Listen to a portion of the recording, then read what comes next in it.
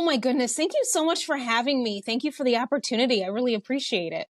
Well, it's always a joy to meet new people and learn about what they're doing and how God's using them to make a difference in the world. So it's all about the impact of God using us to do great things to impact his people. So I'm looking forward to I love it. talking to you. Yeah, I'm looking forward to talking to you too. Thank you.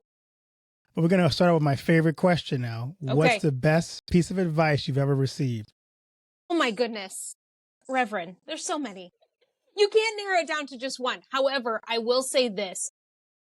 And it was probably a few months ago that somebody said this, and it really changed my perspective on a lot of things. We are living in a culture right now where we're constantly in the Jesus movement of saying, hey, don't compare yourself. Don't compare yourself. And I get that, and we need to be reiterating that, but we're not getting the message. And so with social media and the news and everybody else around us, we're still constantly comparing ourselves and what we're doing for Jesus, what we're not doing for Jesus. And probably about a few months back, someone said this, and it was, we're not running the same race. So don't compare your race to mine because it's not the same.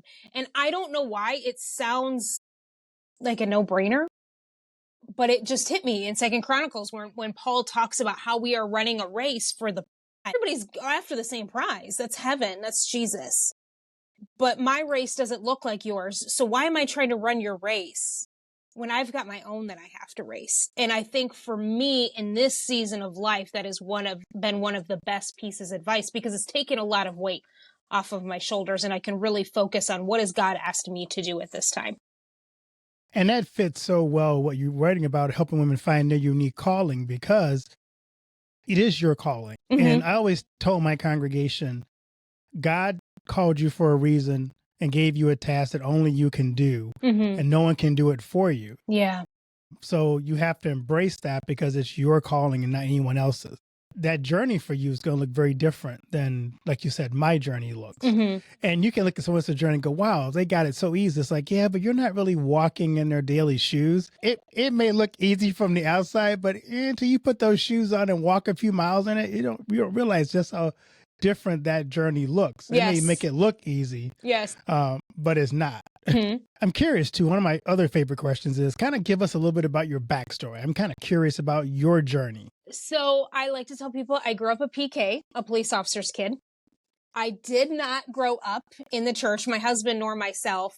I am from a first responder military family. You put your bootstraps on, you work hard, but I really was not exposed to anything Jesus. And I grew up believing in God because I live in America, and that's just what you do. You believe in God. When I was 16, I was working at a restaurant. And one of the regulars that would come in asked one of the waitresses if she would like to go to church. Well, she didn't want to go by herself. So she asked me, would you like to go as well? I'm 16 years old. It's the summer before my junior year of high school. I'm thinking, really? Sunday? I mean, that's for sleeping. And then she said something that completely changed my perspective on everything. She said, you know, Rachel, cute boys go to church. And I said, well, I'm in. Okay. I can't get a boyfriend at school, then obviously church is where I need to be.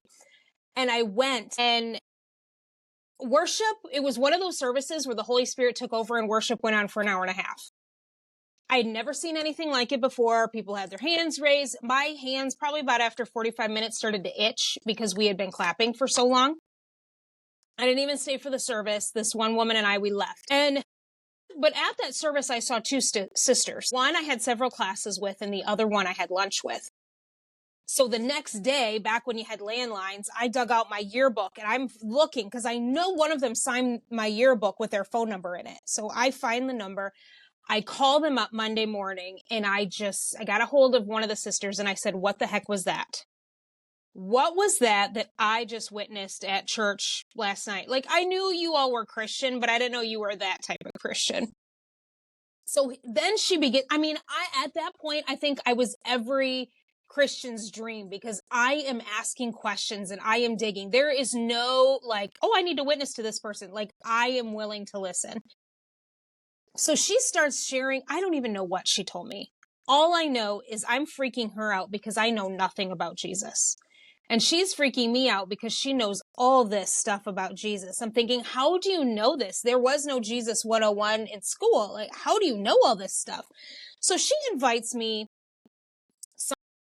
Wednesday night youth group. They had a guest speaker. They're doing the worship again. And the other sister pulled me aside later and she said, what do you think about all this?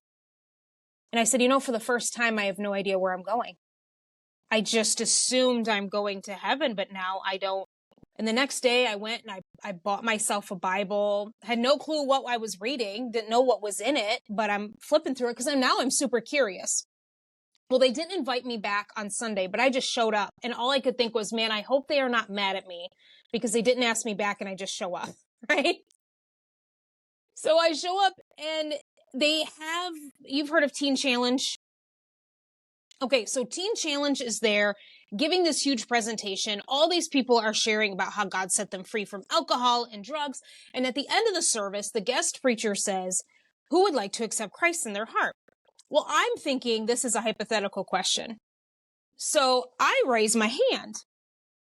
And I look around, nobody else is raising their hand. So I quickly put it down. But it was too late. The pastor saw. Calls me up front. I said some prayer. I have no idea what I said, but I got saved by accident. And obviously I jest. It's never an accident. But from then on, I knew I was different.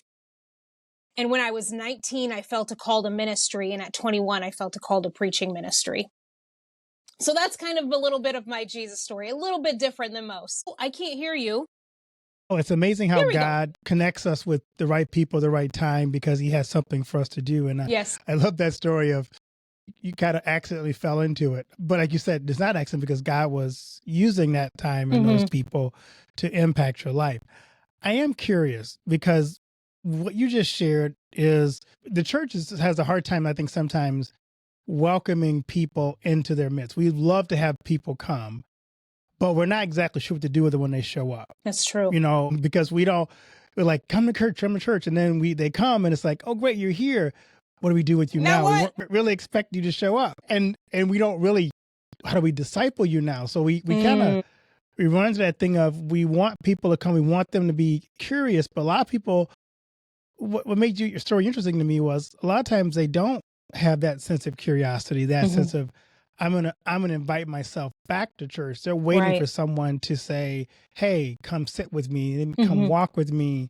Let me help guide you through this process. So what about your journey had you stay when it wasn't like you weren't invited to be part of that? I think at that point, I knew the truth now. I couldn't walk away from that. And here's the thing that I've noticed. So this was in 1999. So I've been a Christian, 4th of July, 1999. Now I've been a Christian for 25 years. And something that I have noticed about our culture is we say that we love God, but quite frankly, we don't fear God. I feared God almost in an unhealthy way. And I think it's taken me a long time to get to that place where I have more of a healthy fear of God instead of an unhealthy fear. And when I came to Christ, I knew there was no looking back because now I fear the Lord. I know what is true and I can't walk away from that. And even to this day, and I'm not saying I'm better than anybody else. I think everybody has a risk of falling away from the Lord, but I'm always surprised at those that do because in my mind, I fear hell. I fear that and I fear God. That's what has really kept me going back then and even all these years later. Yeah, that's pretty impressive. So you wrote a book. I did. The Real War on Women. So tell me what led you to write that book. That book is kind of loaded with a lot of possibilities. But what led you to write or inspired you to write that book? That's a loaded question. So here's what happened. I was a children's pastor at the time. And I'm not trying to get political. This is just what happened. The 2016 election came and went. And when Trump was elected, all of a sudden, my news feed was filled with women marching, whether it was in Detroit or Washington, D.C., New York City, all these big cities. And they're chanting, there's a war on women. And when they would get interviewed, all of their answers of what this war was or how they were oppressed, nothing was unified. It was different. And I couldn't figure out how these women were oppressed because they had their iPhones in their pockets. They were carrying their Starbucks coffee. They had these really fancy shoes. Probably quite a few of them had master's degrees. And I'm sitting here going, how are you oppressed? And I think that's easy for me to ask because I've been all over the world. So I've seen what women have. I've been to Africa where a lot of these girls, once they start their menstrual cycles, they have to stop their educational career because now, because it's such a taboo subject, you can't go to school and you are living in poverty and you don't have the items you need to keep you in school. I've been to countries where I have fed 9-year-old prostitute girls the only meal that they wouldn't have to work for that week. I remember watching two girls sharing a pair of high heel shoes that were little girl prostitutes because they didn't have the money to each have their own pair of high heel shoes. I've been to countries where I couldn't look men in the eye because then it would be assumed that I was a prostitute. And to me, that's real oppression. And so I began to get really angry at these women. And I just wanted to yell, oh my gosh, just go to Africa, go to Asia. You will see the real oppression that is upon these women because you don't have it. And then I had to step back and realize, okay, wait a minute. Some of these women, they're just regurgitating what they've heard. But then there's others that are wounded. And they're trying to find healing in a way they're not going to find healing. The only way you can find healing is Jesus. And they're wounded because maybe an uncle, a father, a friend, a brother took advantage of them that was supposed to be a protector and instead became a predator. And that's when I began to soften a little bit and actually have some empathy. And around that same time, my son was really big into World War II airplanes. And so we were doing a lot of research on World War II. And I came across a book on a lot of women who served during that time. And I just began falling in love with these women because they all had one goal, and that was defeat the enemy. If we can defeat Hitler, the sooner our brothers come home, our dads, our husbands, our uncles, our sons. And they were all different, but yet they all worked together to serve in this war in their own unique way. Well, then come Mother's Day, our pastor's wife, who normally would preach, was somewhere else. So I was asked to speak, and I gave this message on the difference between feminism and femininity and what God has asked us to do. And I compared it to the women of World War II because, again, they all had one goal: defeat the enemy. And it wasn't, I'm going to pull the gender card and you have to let me do this because I'm oppressed. It was, no, there's a war on, so let's get in and let's do it. And I gave this message and I was shocked at the response I received. Just women coming to me in tears. I had men coming to me in tears, just saying, thank you. Thank you for not putting my wife in a box. Thank you for not putting these women. Thank you for not putting me in a box. And it was almost as if for the first time they felt a little bit of freedom. And I knew that I just had to keep writing, that this was just not a one and done deal. And then I expanded the sermon and out came this book. That's the story. That's the long and short version of the story. That's a great story. So tell me, you talked about you saw these women who were saying that they were oppressed. Mm-hmm. And so how did you address that issue? Because I still think that issue, that wording is still out there. I think it keeps changing and evolving. Mm-hmm. Younger women I hear today, they're oppressed because of reproductive rights they think they're being taken from them or other reasons. So that sense is still there. And I still think it's a spiritual war going on. Right. With women. Mm-hmm. And I think there's a spiritual war going on with the whole transgender thing in women as well. Yes. So that warfare is still happening. And it's crazy to me that some women embrace the very things that are oppressing them. Yes. Because sin steals the very thing it promises. Right. So how do you tackle that spiritual warfare when the thing you're asking for is the very thing that's oppressing you? Well, when it comes to, say, reproductive rights, that thing, there is no convincing someone unless Jesus has really softened their heart enough. I think it was, I'm trying to think of the phrase, the way Jesus approaches people. He gave grace to the humble and he brought the law to the proud. So if a person is super proud and this is my rights and this is how you have to, in a sense, bring the law.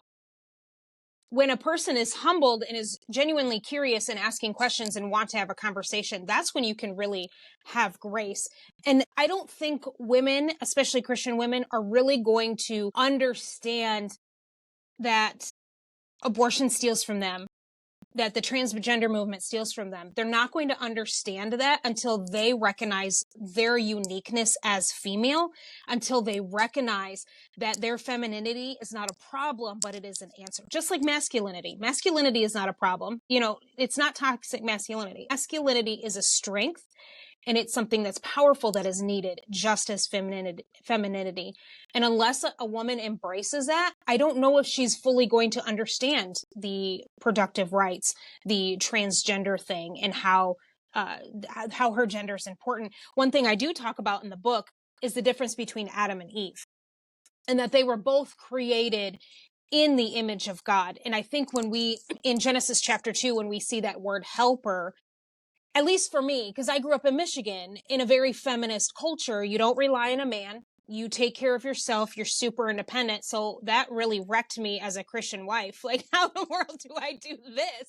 But when you read that word helper, it makes you feel less than. That Adam's created in the image of God, and somehow I'm just there to help that along. That somehow I'm a consumer. And consumers, they take up space. And I'm sure you know this already. I'm not telling you anything you don't know, but that original word, helper, is the word azer. And it is used 22 times in the Old Testament, and only twice is it used to describe the first woman. All the other times throughout the Old Testament, it is used to describe on calling God for help. So you look at Psalms 121, David is saying, I look up to the mountains. Where does my help come from? My help comes from the Lord. That's also known as, some theologians call that the soldier's psalm, because it is the morning of battle and David is crying out to God, please help us, please save our lives. And I'm going, why would God use the word azer to describe himself, but also use to describe woman? God, woman's not God.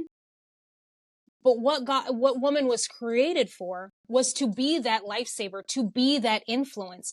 And unfortunately, woman didn't hold up to that because her and Adam both sinned. She over him influenced Adam to sin when she could have used her life-saving influence to say, no, we're not going to do that. And you can argue all day long, Adam's the leader, and I get all that. But again, we are better together. We are both made in the image of God. So when I see I'm created not just as a helpmate, but also I have power as a lifesaver. I have more responsibility than what I think I do as female. And when I have spoken on that scripture before, I've gotten a lot of backlash of, oh, well, are you saying it's bad to be a husband's helpmate? No, I'm not putting that down at all. What I'm saying is you have more of a responsibility. And that as that helper or that lifesaver, you're not a consumer just helping Adam along, but you're an investor. You're meant to invest into the kingdom. And I think if we can get that, if we can understand that, we can understand our uniqueness more, that we can be comfortable in the skin of female, that there is a portion of God's image in Adam that we don't see in woman, and there's a portion of God's image in woman that we don't see in Adam. We hold that life-saving portion of God's image. That's great. It's actually funny. When I was my last year of seminary, I wrote a book about Paul. I wrote about Paul because I was talking about marriage counseling, where there's this thing about wives submit to your husband. Mm-hmm. And just like in the Old Testament, that word does not mean subordinate or inferior. Yes. It means helper.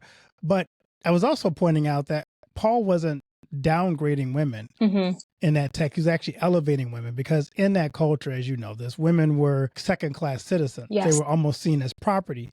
So when Paul says, treat her as you love her as you love yourself, he was elevating up to the same status that a man had, as opposed to saying you need to know your place. And so I think we do miss out on the roles. And actually, I was listening to somebody talk about that verse in Genesis where the way he described it is that, my wife and I have very different strengths. Mm-hmm. And there are qualities in her that I admire and aspire to have more of those qualities in myself than she does. Than I have in myself. Like, she's great about compassion, empathy. And she taught me how to do that. Mm. And so what I see Genesis saying is that you are there to supplement each other. Yeah. And to make each other stronger. So the parts that I'm weak at, those are the parts you may be strongest at. And we play off of those strengths so we become a complete whole person versus two incomplete people. So that's kind of how I try to understand the relationship between man and woman is a very beautiful symbiotic relationship.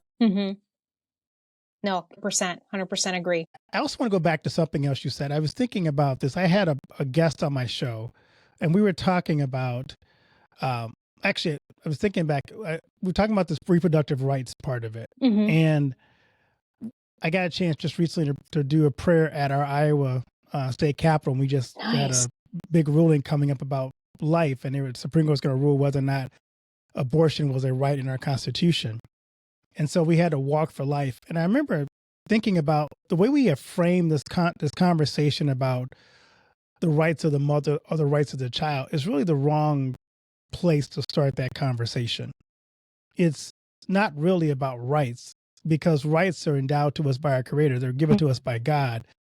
It's more about the fact that that child is a gift. Yeah. And all life is a gift. If we lose sight of the fact that that's a gift of God, I think we lose sight of the Christian perspective of why do we value it so much, because it's not ours to create.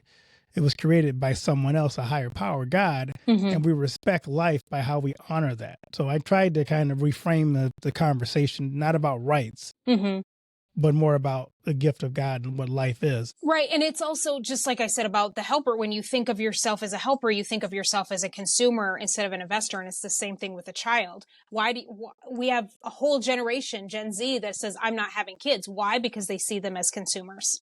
What are they going to take from me? What are they going to consume? When really, when you become a parent, what you're doing is you're investing. These children are investors. They're investing into the kingdom. They're investing into the economy. They're investing into the world. And until we make that switch, I don't know if we're going to up our population at all. So let's get into your book a little more. I'm kind of curious. Again, the Word of War on Women is a fascinating title, but you discuss biblical women in your book. Is there a particular example of a woman in the book that resonated with you more than any other? Oh my goodness. So I loved all of them so much. One of my favorites, can I give you two? Is that okay? Sure. Can I give you two? Okay.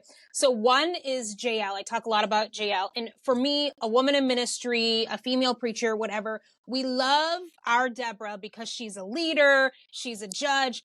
But I don't know, I favor Jael a little bit more. And I think it's because she could have easily been looked aside.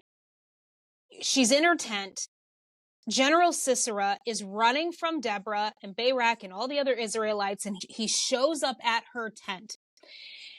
And sometimes not just women, but men too, we think, what do we have to offer God? What do we have to fight the enemy? But here's the enemy in her tent, and he asks for water. She looks around, there's no water. But you know what she does have? She gives him what she does have, and that is milk. Water energizes, but milk coats the stomach and it relaxes you. And so now he's asleep on her floor. She knows he's the enemy. I bet she's probably thinking, well, I would like a sword like a typical warrior, but I don't have a sword. What do I have? I have a tent peg because I am in a village full of tent makers. And she grabs that tent peg and she puts it into his temple and she kills the enemy with what she has. And I think we obsess over, and I do it too, we obsess over what we don't have, when sometimes God has already put things in our hands to use. And it's the same thing with Jael. No, she didn't have a sword like the Israelites that were fighting, but she had a tent peg. She got what was in her hand and she used it. And my other favorite is, and I'm going to pronounce her name incorrectly, I think, Joasheba. I'm pretty sure I pronounced that rightly. Joasheba. She is found in 2 Kings and 2 Chronicles, and it's just a small portion. She does something so huge, but yet we just get a glimpse of her. Her brother has died. All of her nieces and nephews are getting slaughtered because Queen Italia is trying to wipe away anybody in the lineage of King David. And she finds her 1-year-old nephew, Joash, and she scoops him up. She rescues him, locks him in and his nurse in a room for 7 years until he is able to take out or able to come out and take his rightful place on the throne. But who kind of gets the credit for that in scripture? Her husband kind of gets the credit for it. And I think the reason why I love her so much is because she made a huge sacrifice. She risked her life to save her nephew, to make sure that the line of David was protected. And she gets this tiny little blip in scripture. You almost miss it. And I think that takes a lot of humility when you risk your life for something, when you sacrifice for something and people don't recognize it. People maybe not give you the credit for what you have done. It could be something so huge, but yet the credit kind of goes to somebody else. And in my eyes, I don't know her, but I'm hoping to meet her in heaven. I'll just be like, I just want to say that probably had to take a lot of humility on your part to make that sacrifice and not get any credit for that. That's an awesome story. So I'm curious, we started out talking about the things that spiritual warfare women are facing in our society today. What are some of the key lies you think believe that culture is telling women today? And how does your book address some of those lies? One of the biggest ones is that we can be men. I think that's pretty prominent, that we can be men, that we're equal to men. And I heard it said it once this way: we're not equal, we're unique. And yes, God sees us as equal in a way because we are both made in his image. So we're equal in the fact that we're both made in his image, but we have to embrace that we're unique. And I think one of the lies that comes in, especially in the church, it means, okay, well then if I'm woman, then I have to fit into this box. But you look all throughout scripture, there is no woman set inside a complete box. They are all different. It's the same in politics. You have the political left that says you have to, as a woman, fit this way, and the political right that says you have to fit this way. And Jesus never did that. The first woman, we have no idea what Eve's personality was, except for that she was duped by a serpent. That's all we know. I mean, if we were going to fit into some sort of box, wouldn't she be it? But yet we're so busy trying to be Proverbs 31 woman when maybe God has called us to be a JL to fight the enemy. Or maybe he has called us to be Rahab, rescuing God's sons. I don't know. That's between you and Jesus. And I think that's one of the lies that we're believing is we have to be I'm going to make some people mad. I hate the word role. I'm so tired of the word role. Well, men have their role and women have their role. Well, I feel like I have the role of what Jesus is telling me to do. What is God asking of me? Yes, I'm different. Yes, I'm unique as a female. I don't have to be a man, but I'm also unique as an individual. So going back to the lie of trying to be like men, my daughter just joined the military and she's a senior in high school. So as soon as she graduates, she'll be leaving for basic training. So I have been creating meetings with other women in the military. Just let's sit down, let's ask questions, let's talk. What is it like to be a Christian in the military, especially a Christian woman? What is this going to be like? Especially in a male-dominated field. And one woman said to her, listen, Paige, you go in there. You're going to be surrounded by men. Don't do your job trying to be like a man. Do your job to prove that you as a woman bring gifts to the table. And I think that, and that resonated with me so much. That's what we need to be doing as females. We need to be, instead of trying to be like men, trying to compete with men, we need to say, here are the gifts and the talents that I have, and I'm going to bring them to the table as a woman. You can't. Mm-hmm. I think getting over the fact that I'm not qualified enough. And I just have to look and go, you know what? I have to join the club. Everybody feels unqualified to do what God has asked them to do. And I just have to get over it and push through, because you just have that constant, who am I? Who am I to do this? Do I feel like I'm superior to everybody else because now look at me, I've written a book? And that's not it. You're just being obedient. And of course, the consistency of it, because there's this romanticism of writing a book. Right? That I am going to go with my earbuds in the coffee shop and listen to cool jazzy cafe music, and the words are just going to flow out of my mouth. And that's not what happens. Everybody sees the book, but they don't see everything underneath. All the money, all the tears, all the criticism, all the time, all the research, everything, the late nights, the millions of drafts that go into it. And I think also too, well, this isn't really an answer to your question, but for me, it helped me understand that I can do hard things that I don't know that I can do, like the unknown, because you don't know how to write a book until you've actually written it. And so I think for me, yes, it was that challenge, but it also showed me I can do hard things that are unknown. And earbuds on. I'm jealous. I'm so jealous. But there were those my coffee in the store. But I remember just thinking it just hurt. And then right. Yes. Did like so yeah, well, yeah, and you mentioned when the book comes out, because there's that part of you, people are excited. Like the book that I just released not too long ago is called Underachiever, Finding a Contentment in an Achievement Obsessed World. Well, title Underachiever, it resonates with people. And so I have all these people going, oh my gosh, I'm so excited. I need that book. And all I could think was, oh, you're going to be so disappointed. You're going to hate it. I've worked so hard on it, but you're going to hate it. That people liked it. I thought it was going to create more waves than what it did. And I was surprised at how women embraced it. Because in the very beginning, I specifically say, and I'm going to use churchy pastoral terms here, I said, this is not a complementarian versus egalitarian book. I don't have time for that conversation because there's a spiritual war on right now. I'm not going there. This is a book about getting into the fight wherever you're at. And I really thought it was going to upset some people who were complementarian, and it was going to upset some people that were egalitarian, because I feel like most of us women are hybrids, quite frankly, and we pull from different sides. And when you look at women, you don't see a complete complementarian and you don't see a complete egalitarian. It's like there's this spectrum. And I was shocked, especially at the egalitarian women that are like staunch egalitarians that read the book and they were like, wow, thank you.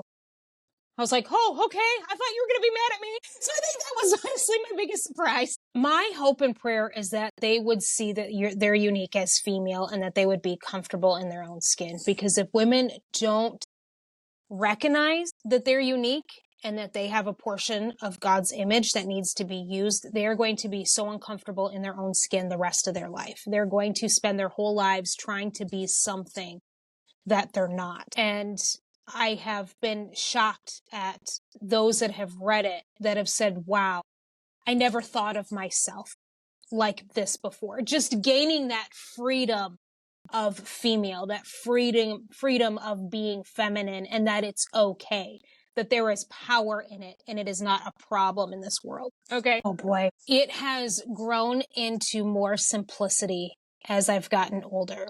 I think in my 20s and my 30s, it was definitely, I want to be this big time preacher and I want to travel the world and I want to see and do all the things and I want to reach as many people as possible. And I think that's noble to want to reach as many people as possible. There's nothing wrong with that. But when we're trying to reach as many people as possible, we reach no one, I think. And you can easily neglect the people that have been placed, that God has placed right in front of you. And when I think about my personal legacy and what I want on my tombstone is that this woman was an excellent wife and mother. Again, so cliche, but that's just what I'm learning as I get older. I still have dreams of things that I want to do, and I'm still working towards those dreams. There's more books that I'm writing, conferences that I want to speak at. I still want to do all of those things. But for a long time, I think I always put my kids in my family first, but I hated that I put my kids in my family first because I so desperately wanted to be this successful person. And now that I'm older, I'm like, I just want my legacy to be when I pass away, that my kids are like, my mom fought for me. My mom loved me. I'm tearing up. I'm sorry. My mom did this and that and showed me what it was like to be a follower of Christ, showed me what it was like to be a disciple, showed me what it was like to sacrifice and to love for others. And that is what I'm hoping that my legacy is. And just the fact that their lives are set up better. than mine and my husband's. I feel like when my husband and I got married, there was so much we didn't know. We didn't grow up in Christian homes. I don't want to put our parents down because that's not what I'm trying to do. There was just a lot of things that we didn't know that we're teaching our own kids. And they are already a step above of where we were at their age. And that is the legacy that I want to leave, knowing that they are going to do things better, that they are going to be set up better, that they're going to have better knowledge than what we have. Oh, man. If you're a woman, you don't have to be a man. It's okay. If you're a man, you don't have to be feminine. That your femininity and your masculinity are not problems. They are answers to the world. They both have their own strength. And they can so be different. You look at like masculinity. You don't have to be Samson and are able to bench press 1,000 pounds or whatever. You look at David. David was a musician. All the men in scripture are all different, yet they all did it as men, as masculine men. And it's the same with women. They were all different. You had Deborah, who was a warrior. You had Rahab, who has a horrible past, but has been redeemed and is in the lineage of Jesus. I mean, there is such a spectrum of women, and they all brought different gifts to the table, and they all did it as women. And I think that's the biggest thing that we as Christians, that I would like Christians to take away from this conversation. So the Real War on Women is available right on Amazon.com. You just stick the title right in and it'll pop right up. You can find me, RachelJenneman.com. I am also on Instagram, Facebook, TikTok. I know I'm too old for TikTok, but I'm there. And the handle is all the same at Rachael Jenneman. I am not doing dances. I have not gotten that far yet. I just do funny middle-aged mom stuff. That's all. So it's just something fun for me. Being a mom. No, I don't want to hurt anybody's eyes. So we're just, I like to make people laugh if I can. And I love that people come up and they're like, oh my gosh, I love your TikTok videos. It may be just be 5 people, but if I can just make somebody laugh for a half a minute, then cool. Sharing what you do. It was so good to have you on. Yeah, I appreciate it. Thank you for your time. I absolutely loved our conversation. Look what content she's sharing. Oh, that's awesome. Thank you so much. I really appreciate it. You know, it was so funny. I was so tired and lethargic today, and now I feel so much better. So well, good. Sometimes I just need a good conversation to get me energized. So yes. Thank you.